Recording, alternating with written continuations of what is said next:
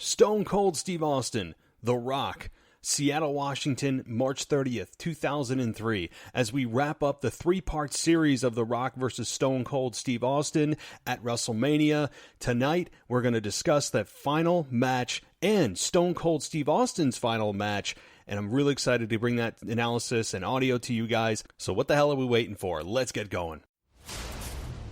It's time for your weekly fix of wrestling nostalgia, when we look at wrestling's past eras, from the Attitude Era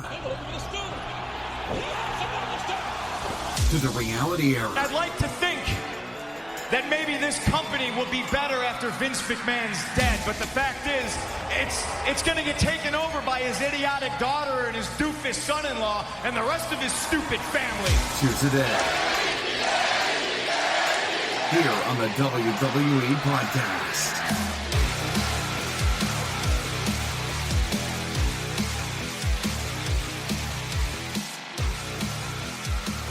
Are you guys ready for this? Are you ready to talk Stone Cold? Are you ready to talk The Rock? I know I am. It's WrestleMania 19. We're going to Seattle, Washington. It's March 30th, the year 2003. We've got a lot to discuss today in terms of that match. Obviously, this is part 3 in my 3-part series. If you haven't already listened to my other 2 parts, part 1 and part 2, check them out. They're covering WrestleMania 15 and WrestleMania 17. And now WrestleMania 19 will close out this series for Wrestling Nostalgia. Next week will be a completely different topic. And I hope you guys have enjoyed Stone Cold and The Rock, because I don't think it gets much bigger than that. And this is a rivalry that is, I mean, it's the rivalry to end all rivalries. Why do I have such a problem saying that word? Say that word out loud. You know you're going to say it to yourself now. Rivalry. Say it fast. Good luck. So that is what we're talking about today. We're talking about The Rock. We're talking about Stone Cold Steve Austin. We are talking about the match, the final match of the biggest star in the history of professional wrestling. It's not even an argument. And yeah, Stone Cold may not have burned the longest, but he burned the hottest. And he drew more money than anyone in the history of professional wrestling. He was a game changer, a needle mover. He spearheaded the WWE program ahead of WCW. He was the face of WWF at the time. And I think we often forget how big Stone Cold Steve Austin was and what he meant to the World Wrestling Federation, ultimately become WWE, World Wrestling Entertainment. I think that can't ever be lost on today's audience. I think we need to remember just how big it was, and the fact that this was not an advertised retirement match for Stone Cold Steve Austin made it that much harder, I think, to watch that match and not know it was his last match. As a fan, I didn't know. I mean, you didn't have, back in 2003, you didn't have social media the way it was today. You didn't have Twitter. You didn't have Facebook. It was still the Facebook, right? You still had to be part of a school to be involved in it. Facebook at that point was a school-focused social media platform. It was in its infancy. This was a time that preceded all of those things, and you had to rely on dirt sheets that circulated around the interwebs, and you had a couple of sites that you'd go to, but a lot of it was just clickbait. So that was something, at least in my recollection, I don't remember ever hearing or seeing that this could be Stone Cold's final match. Now, with that being said, I do remember hearing about reports that he was in the hospital the night before in Seattle, and that those claims were substantiated by Stone Cold himself in subsequent interviews that he did with Bite This and other videos that were produced by WWE. So obviously we have come to learn that was indeed the case, and the main event of WrestleMania was actually in jeopardy. And we had Austin talk about that night, the night before, and so unbelievably, this match almost never even happened. So we're going to get into the build of this match. We're going to get into the promo, and then, of course, the match itself. In one of my favorite nights of the week, that's your Wrestling Nostalgia Night, and I'm super excited to get this going. And first, though, I want to kind of set the table, if you will, and let you guys know that you can find me anywhere that podcasts are available, and it really helps out the show as we creep closer to that top 10 list of wrestling podcasts on Apple Podcasts. Boy, we are scratching at the surface of it, kind of flirting with number 11, number 12. And yeah, numbers don't mean everything, but to say that you're in the top 10 wrestling podcasts in Apple is pretty damn cool. So thank you guys for doing that. I'm also going to be doing a lot more with my Facebook page. If you haven't already ventured over there, I may be starting to do some live video on there or Q&A or something like that. And I may even dedicate an entire show to answering your guys' questions. That is something I'm toying with.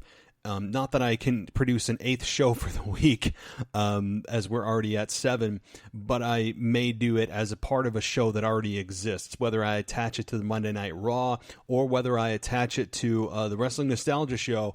I would like to give you guys a dedicated segment, maybe not an entire show, for answering your questions, and not even, they don't have to be questions. They can just be theories or your thoughts on the current product or what you see coming. And obviously, there's a lot coming with WrestleMania season. I didn't even bring up Bill Goldberg, who's coming to SmackDown this Friday, and what that could mean. Obviously, a WrestleMania setup, but with who? And honestly, does anyone really care at this point that Bill Goldberg's coming back? I mean, it's sad. I personally, I don't. He's a big name that was in the right place at the right time. He's got intensity. And that's kind of where it ends. Great father, great man, built like a machine, but I never connected with the Goldberg character. It's very one-dimensional. So for him to be announced for SmackDown, I mean, I'm intrigued from a nostalgic standpoint, but not an emotional connection, not an emotional one. It's just kind of there, and I'll watch. So just for what it's worth, I wanted to give my thoughts on that. I can't believe I missed that on my Raw review show. But nonetheless, guys, thank you once again for joining me, and you can check me out on Patreon if you'd like to get some video there that's not available anywhere else, and you can also get everything ad-free. If you don't like ads, that's your place. Patreon.com/WWE podcast. And also hit me up on the Twitter. Hit me up on the Twitter at the WWE podcast. I'm available there for your bereavement or your venting or whatever it may be, maybe partially therapist.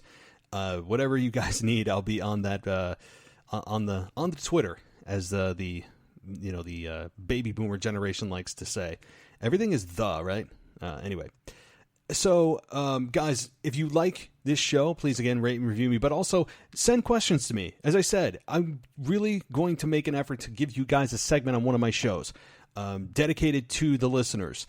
Give me your questions. Give me your thoughts. What are your perspectives on things? If you want to tweet me, do so. You can DM me or email me at realwwepodcast@gmail.com. Just put in podcast question, podcast comment. Label it however you want, but I'll be reading these on the air, and I'd like to give you guys an opportunity and a voice for coming on and in spirit anyway, and being able to answer your questions on air. So tweet me or email me at realwwepodcast@gmail.com. All right, we're going to take a quick break and give some love to the sponsors of the show as they help keep the lights on here. And then we're going to be right back with some audio. I've got an audio all ready to go. I just have to hit play on the promo to this match. I'll give you guys a little bit of a background, and then we're going to jump right into the match. So stay right here. We're going to give a little love to the sponsors and be right back.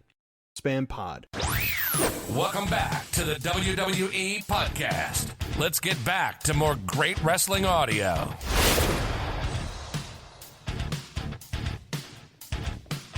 All right, guys, let's jump back into it. So how did this match come about? Right? How did this whole thing happen? Well, if you remember, Stone Cold just came back from his taking the ball and going home and having his 8-month hiatus and the walkout and the whole issue with Brock Lesnar, and WWE and Vince wanted him to do business with Brock with no build. And that whole thing happened in Atlanta, Georgia, where Austin booked his flight. We all know the story. So after Austin comes back, beats the holy hell out of Bischoff at No Way Out in the Bell Center in Montreal, we get The Rock coming out and shortly after and saying The Rock's done it all in this business. He's done it all except whoop that bald candy ass at WrestleMania. And The Rock and Austin, Part 3 was born. And I remember the promos going into this of saying, The Rock saying, oh, no one remembers Act 1 and Act 2. The only thing everyone remembers is the finale, Act 3. And Austin, with The Rock 1 foot in Hollywood and 1 foot in WWE, easily was the villain here because the fans felt betrayed by The Rock. And having him come back to a largely negative reception was a shoo-in for The Rock being heel and Austin being the babyface, which to me is always the best matchup anyway. And so Austin, who came back again, he had a match with Bischoff, comes out and, we get Part 3. We get Austin. We get Rock.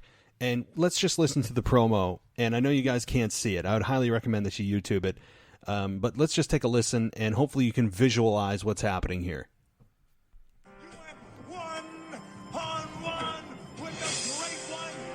Whip your ass not once, but twice. The one thing that The Rock has not done is whoop that bald candy ass at WrestleMania. That's right. 2, 1.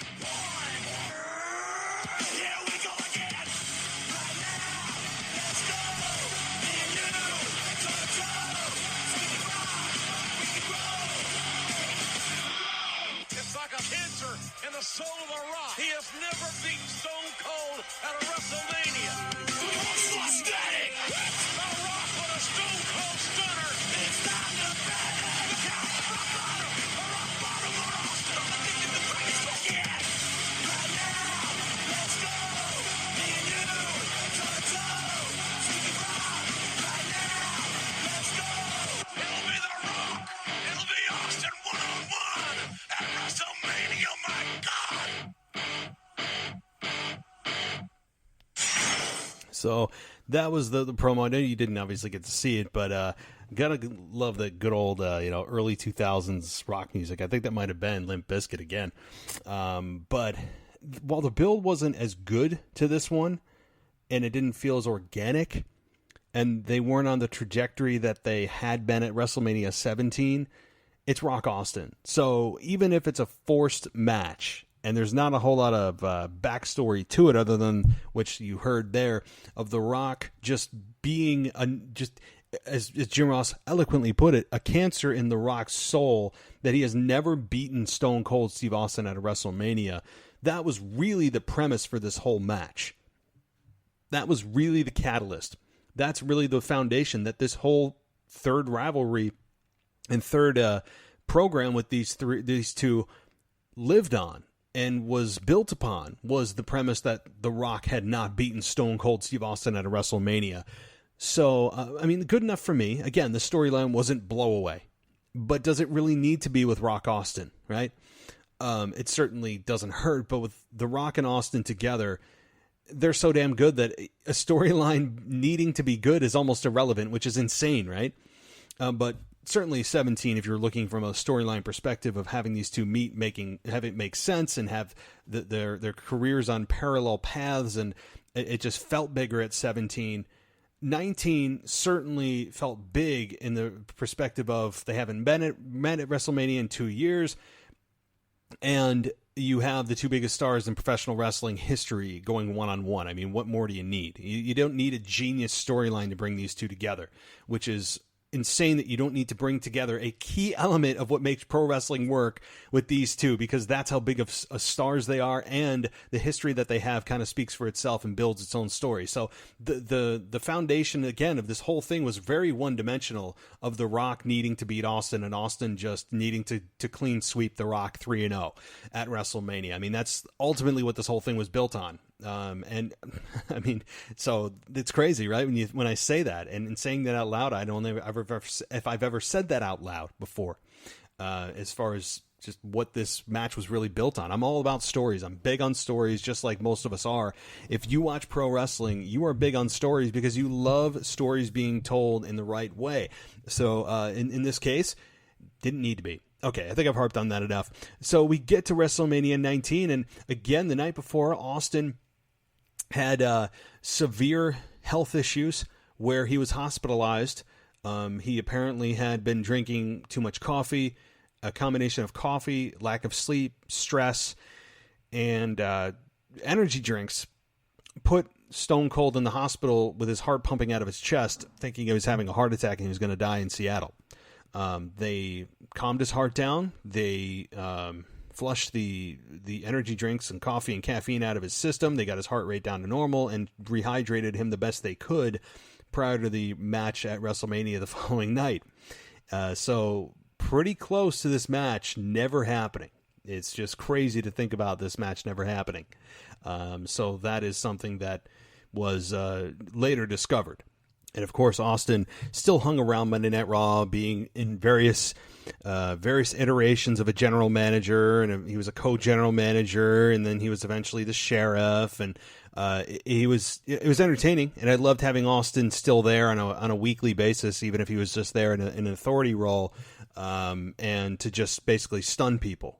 Which honestly, does it ever get old, right? Never does it ever get old with Stone Cold just laying somebody out with a Stone Cold stunner. It's just science. Okay, let's get to the match. Let's just take a quick listen. I'm not going to go through 10 minutes of introductions, but I do want you to just kind of feel the match out. I want to just lay the groundwork and get you guys in with me here as if you're watching this with me, and I'll just kind of play some clips, and we'll go along, and I'll give you guys my thoughts in real time and what I thought back in 2003, which, my God, I was, how old was I? 18?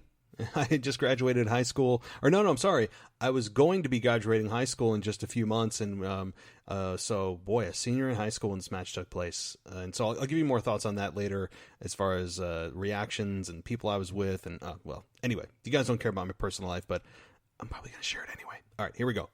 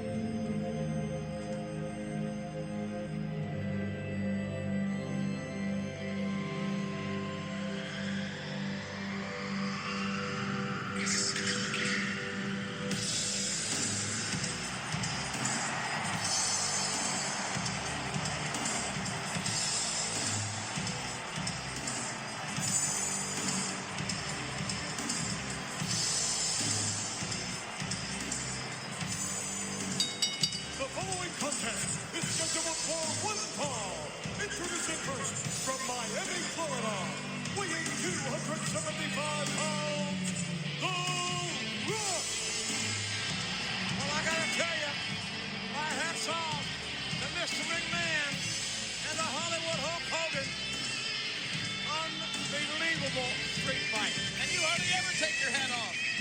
But you're right, it was unbelievable. The Rock and Stone Cold Steve Austin have got a tough act to follow. The Rock, arguably the greatest third-generation superstar in the history of our business. His late grandfather, the High Chief, was a superstar. His father, Rocky Johnson, a tag team champion. This young man using the WWE, the springboard to Hollywood stardom. But the one thing that The Rock has never done, King, and I truly believe it is eating him alive, and that is on the grandest stage that our business has to offer. The Rock has never defeated Stone Cold Steve Austin.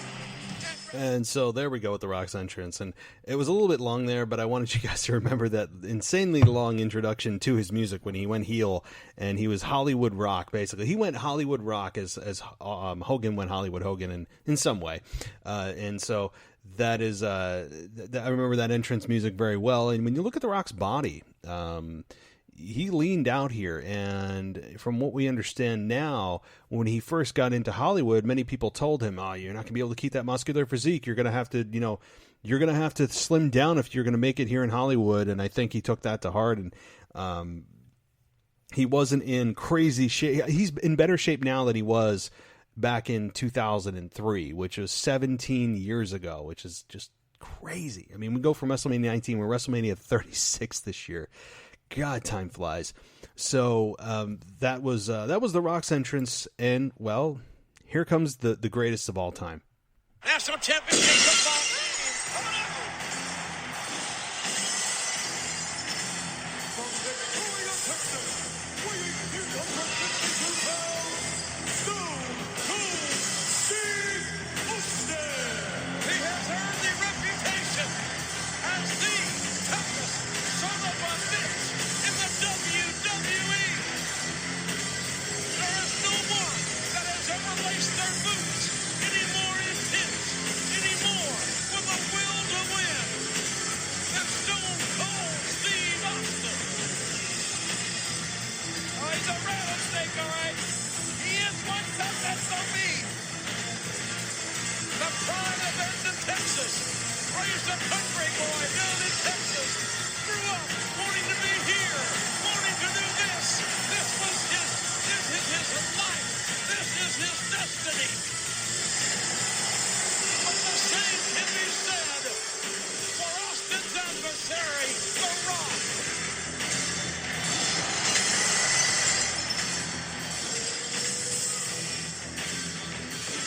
You can make a good point that who is the greatest WWE champion of all time? A lot of argument, a lot of discussion can be had in that respect. But it could very well be one of these two men in the ring. Only time will tell. So that would be the entrances from these two. And the other thing I'd like to note, and obviously you guys are listening and you're not seeing this, but if you look at Austin's vest, and he has the letters embroidered on there, OMR, of course, we would later learn that meant one more run. And he had that made right before this match because he knew this was his final match. Jim Ross knew it was his final match, and he also came out and said later that the issue, or the tough part, was that he couldn't say anything because Austin didn't want it known that this was his final match. Look, from a business perspective, you would want this publicized, right? If you're Vince McMahon, wouldn't you want to let your audience know that your biggest star in the history of the company is retiring in order to just maximize the eyeballs on your product for that short period of time? I mean, so I don't know the intricacies of it. Obviously, it's a different ball game today, 17 years later, in terms of them with their huge global expansion, the WWE Network, all that. But that's why I've always been a proponent of Undertaker announcing when he's going to retire in order to squeeze the last bit of juice out of his run and really WWE to maximize what they have left of Undertaker. Because if you promote it as his last match, you're going to get more of a buzz, especially in today's world of social media. It's going to catch fire instantly that this is officially Undertaker's last match. And I'm not speculating as to when that is. I've kind of given up on when Undertaker's going to retire. Maybe he's never going to retire. I don't know. But again, this was Austin's last match. I didn't know it. Maybe you guys did. I didn't. And I remember sitting there as an 18-year-old kid with my wrestling friends that I had in high school, which, again, it was weird. I had friends that I was really close with that didn't like wrestling, and then I had my wrestling friends that when I did watch wrestling, that's what we did, right? So I guess it was a little bit more shallow because I only hung out with them when we did wrestling, and we actually had our own, wrestling, federation, if you will. I mean, it's just, we loved wrestling so much that we had our own little thing, and we'd make videos, and maybe I'll tell you guys how to access those videos someday, but I don't know if I have the guts to do it. It's just crazy now to think about we did that. Fun as hell. You know what? I don't regret a thing. I mean, I think that was some of the best times of my life were those times where, my God, I was 18, 19, all the way up to 20 years old, just, jerking around and had a part-time job and, doing this wrestling thing on the side and making videos and editing videos and hanging out with my girlfriend, drinking on the weekend. I mean, basically, my job was for entertainment, right? I didn't have a whole lot of expenses to pay for when I was in my late teens and early 20s until obviously I went off to college. But that's another story for another day. So anyway, back to this match. I remember sitting there, and I was the only Stone Cold fan out of it was like 4 of us there. And they all wanted The Rock to win, and I still wanted Austin to do a clean sweep. I still was on the side of Stone Cold here.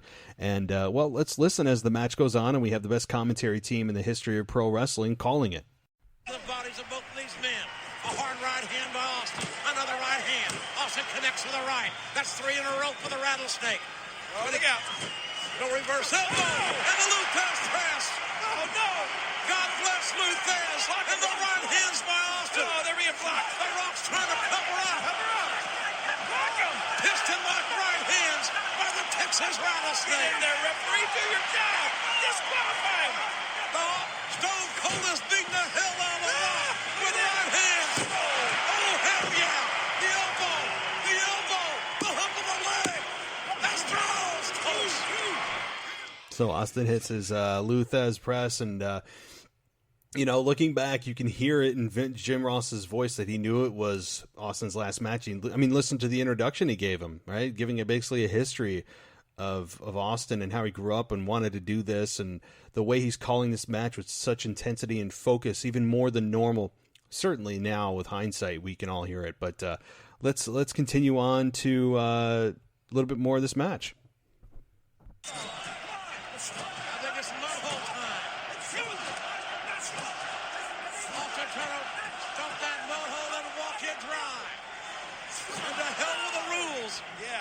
Has never cared about rules. He's never said he was a role model. Yeah, you'd probably like to have Austin as the president. If he was, the national bird would be the finger. Oh, look at this. Oh, no, here we go. Oh, great move by the Rock. The clothesline, the nip tuck. Austin is down. Here you go. And if I were a Rock, I wouldn't waste any time here on this Texas Rattlesnake. Oh, no. Oh, Rock bottom. You can't do that to the Rock. Austin just used the Rock bottom on the Rock himself. Oh, no. This is bad. There's a hook of the leg. Oh, no.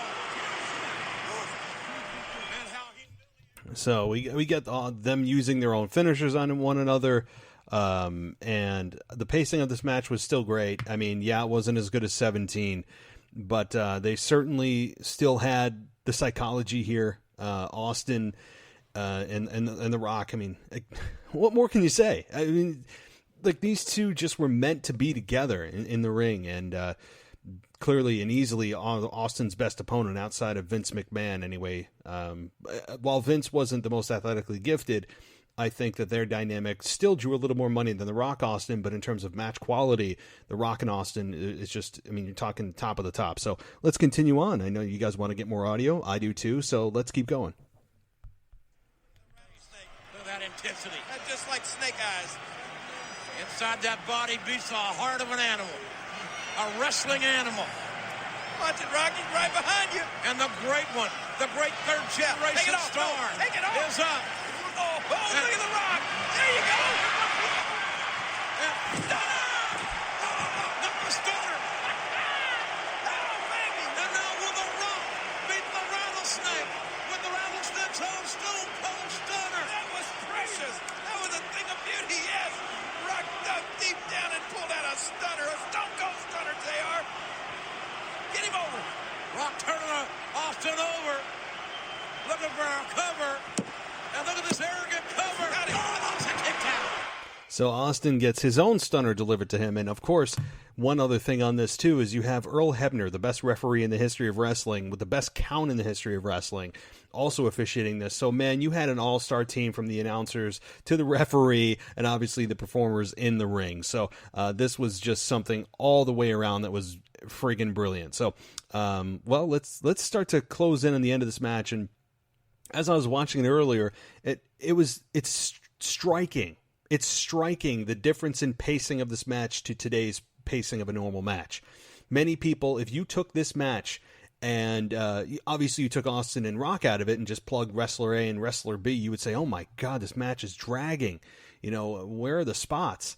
And it's it doesn't need spots. It needs emotion. It needs feeling. It needs pacing. It needs story. It needs chemistry. That's what wrestling is, not spots, which is unfortunate. You guys, I've said this, but it's just, this is another example of how wrestling can be awesome and how it was awesome and how the formula still works without having spots have to be the focus of the match to call it awesome. So let's continue, guys. As I said, we're closing in towards the end of this match, but let's get back to it. Austin on one leg, back up. The Rock connects with a big right hand. Big time right hand. Shot him. Another thunderous shot. Austin's still standing. Yeah, the big one. Rock misses a right. That's Stunner. Oh my God. Austin almost stunned the Rock out of the best.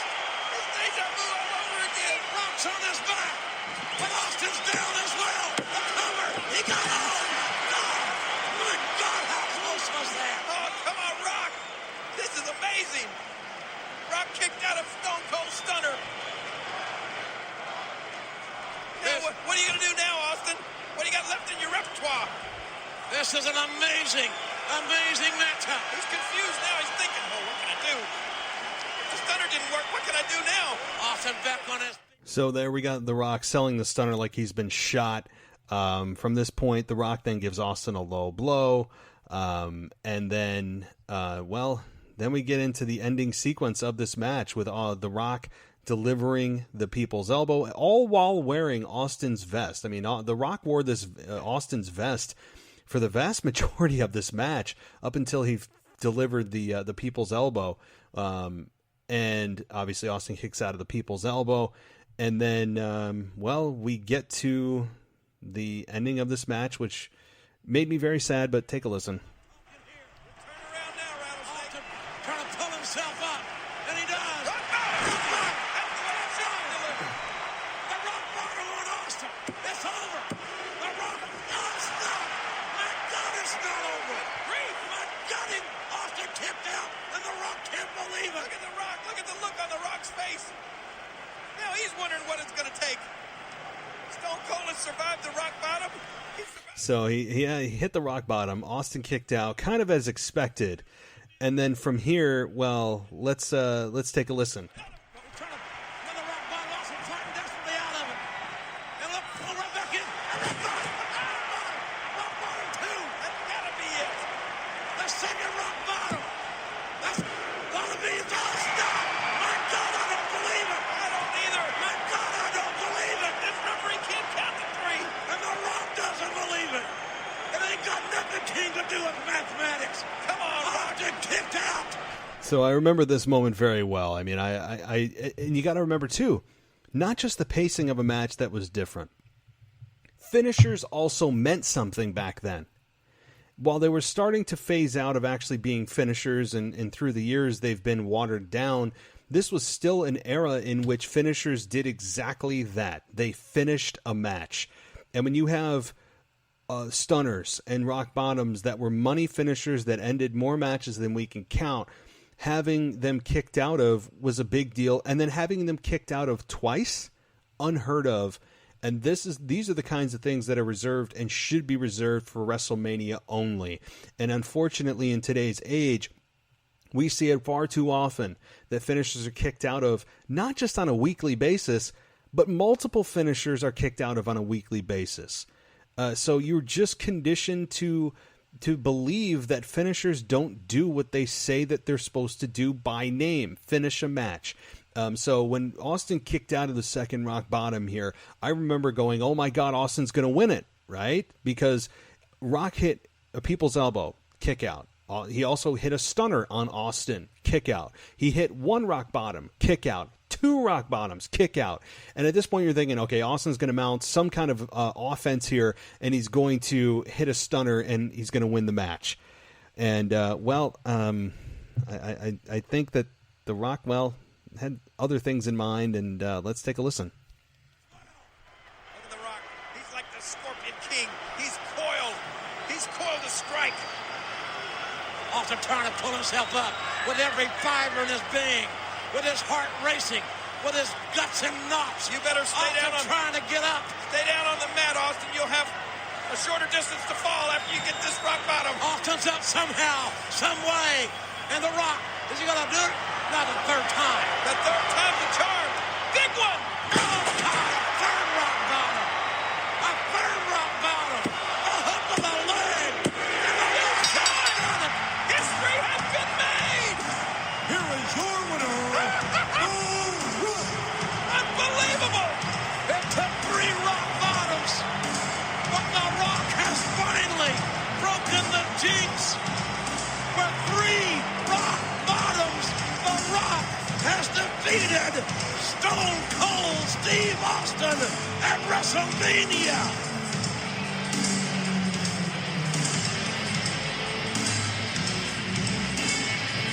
You are looking, ladies and gentlemen, at perhaps 2 of the greatest.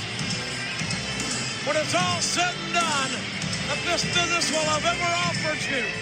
They gave you everything they had here tonight, but it was 3 rock bottoms. And 54,000 plus. And our fans around the world have seen The Rock beat Austin for the first time at WrestleMania. Unbelievable. But seeing it, believing it, we all saw it. We saw The Rock do what you thought it couldn't be done, JR. Admit it. So there we go. The Rock finally beats Stone Cold Steve Austin at WrestleMania. And we all know, too, well, again, I shouldn't say we all know because maybe you don't, right?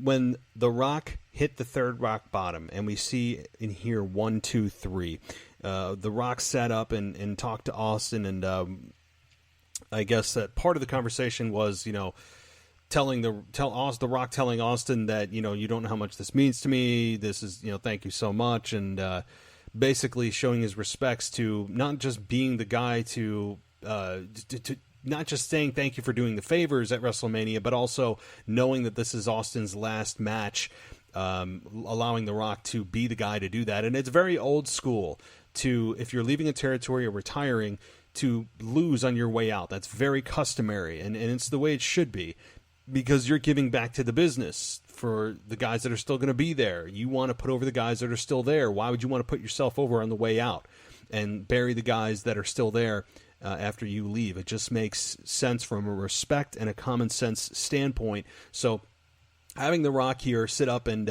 deliver his message to Stone Cold was heartfelt, and you could see something going on as The Rock immediately sat up and started just chatting away with Austin for maybe about a minute or so, pushing Earl Hebner out of the way and just delivering what the things he wanted to say to Stone Cold as he laid on his back looking up at the lights after he was defeated by The Rock 1, 2, 3. And I'm still an Austin fan. I'm still pulling for Austin in that match. I still would have loved to see him go 3-0, but I understand why he didn't. It was Austin's final match. You give back, and it was something that maybe The Rock did need to finally beat Stone Cold at WrestleMania. So a good match, a nice, easy to follow match. That's what's great. I didn't have to, be told how to make the watch. Just tell me what time it is type thing. It was a very nicely paced match. Again, was it as good as 17? No, it was not. And I don't expect it to be, just as we didn't expect the WrestleMania 26 follow-up to Undertaker HBK to be as good as it was at 25. 26 was not nearly as good as 26 was not nearly as good as 25 was. It's hard to recreate the magic. It's damn near impossible because magic shows up when it wants to show up. It doesn't show up when you tell it to show up. So when you have two stars like this, it's always magical, but that extra oomph doesn't always happen, even in the best scenarios. So again, if you haven't seen this match, I mean, what are you doing? Number one. Number two, I would really educate yourself on, or really, if you're going to start at the beginning of the rivalry. Start at 15, work to 17, then work to 19. And if you want to listen to my shows and my thoughts on that, you can also just look at my past wrestling nostalgia shows. All of those past 3 now are covering Rock Austin. So let me know what you guys think. Did you enjoy 19? Do you remember? You remember that match in Seattle, Washington? I know I did. Boy, do I remember it. And I specifically remember when The Rock went to hit his second rock bottom, and Austin elbowed him and spun right back into a second rock bottom. That's when I said, "Oh crap!" Because it would have been shades of 15 had Austin, started elbowing The Rock in the head. The Rock gets stunned, turns around, and then Austin hits the Stone Cold Stunner for the win. I mean, that's where I thought they were headed. Instead, though, Austin spun himself around into a rock bottom, and I said, "Oh boy!" Right? It was a great finish. 3 rock bottoms are certainly worthy of. That's how much it would take to beat Austin at WrestleMania, and on top of a grueling match and a stunner delivered to him and a people's elbow delivered to him. When you look at all those stacked up, it certainly made sense for that's how much it would take to beat Austin at WrestleMania. And I would like things to go back to that in terms of respecting finishers. Finishers are not respected today. They're not. And we've been conditioned not to respect them because it's a lazy way to get people to pop, is kicking out of finishers. I think it would benefit pro wrestling in general to go back to respecting finishers as finishers, and on occasion, in big moments, you have an opponent kick out of a finisher because it can add so much drama and excitement to a match. But when it's expected, it doesn't have the same effect, not even close. So, well, guys, I really hope you enjoyed today's show. I mean, I love going back in time. In this case, it was 17 effing years ago. I mean, what were you doing 17 years ago? Were you even alive? Were you in high school? Were you in college? Were you in elementary school, middle school? What were you doing? I'm interested to hear where you were, what you were doing when this match took place. Maybe you watched it live. Who knows? I did. I remember watching it live, chipping in, my $20 to the $70 tag that WrestleMania had at the time, and we went over there and threw in some money for the pay-per-view, and watched it as The Rock beat Stone Cold to my dismay. And again, I can't say enough about this rivalry. It's been a pleasure to cover it. I hope you guys have enjoyed it. It's always a blast to go back in time and to look at the vault of wrestling, of, quote, wrestling's golden age, back in the Attitude Era. And it's always good. And if you guys have suggestions for me, by the way, of what you'd like me to talk about in my Wrestling Nostalgia segments, you can also email me at realwwepodcast@gmail.com, of course, or just tweet at me at the WWE Podcast. I'm open to suggestions for next week. I have some ideas. I don't know if they'll pan out, and I don't want to tell you what they are in case I don't deliver. So if you have something you really want me to cover in my Wrestling Nostalgia, please hit me up. And also general questions you want me to answer about today's product, about where a story could go, or just your comments on a storyline in WWE, more than welcome, because I'm going to start doing a segment just for you guys, answering questions and getting your comments on the air so that I can give you guys a voice and give you answers and my opinions if you are asking for them. So I think it's going to be a fun thing to do. So definitely email me or tweet at me. So, all right, well, guys, I think this is where we part ways until next time.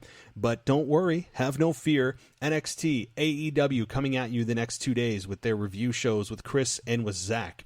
And then this weekend, I'll be joining co-host probably Sunday for a Wrestling Week in Review, WWE Week in Review, looking back at SmackDown, Raw, as we get closer to the Super Showdown in Saudi Arabia. And I know some of you don't give a damn about the Saudi Arabia show, or protest it, or it's blood money, or I don't know, whatever it may be, and that's cool. I'm going to still be watching, and I'm still going to be interested to see how that is used as a stepping stone to WrestleMania, because it's WrestleMania season now. We're not fooling around. I've come to terms with how awful and evil some of the people are in Saudi Arabia. Not everybody, of course, but some of the shady stuff some people have done. I am totally aware of that, but I'm here for WWE. I'm not here for the country of Saudi Arabia. I respect the country in certain ways, but certainly they have not had a great history of treating women the way that they probably should be treated, and what they did to the journalists and all that kind of stuff. doesn't really rub me the right way. So I'm here for WWE. I'm not here for anything else, so I'll be watching it. And if you guys want to protest it, cool. But you can head here as your headquarters for the Super Showdown preview, prediction, and review show. So definitely stay tuned here. Hit that like and subscribe. If you like this podcast, give it a 5-star rating, and just write a quick review. I promise you guys don't even know how much that helps out the show. So with all that said, guys, don't forget, 3 more shows coming to you this week. AEW, NXT, and your weekend review, all coming at you in the next few days. Until then, guys, talk to you next time.